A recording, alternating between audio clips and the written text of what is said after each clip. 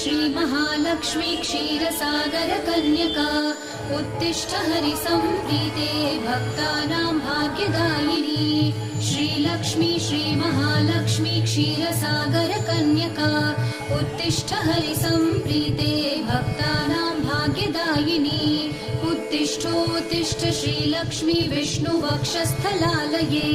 उत्तिष्ठ करुणापूर्णे लोकानां शुभदायिनी उत्तिष्ठोत्तिष्ठ श्रीलक्ष्मी विष्णुवक्षस्थलालये उत्तिष्ठ करुणापूर्णे लोकानां शुभदायिनी श्रीपद्ममध्यवसिते वरपद्मनेत्रे श्रीपद्महस्तचिरपूजित पद्मपादे श्रीपद्मजातजननी शुभपद्मवक्त्रे श्रीलक्ष्मी भक्तवरदे तव सुप्रभातम् श्रीपद्ममध्यवसिते वरपद्मनेत्रे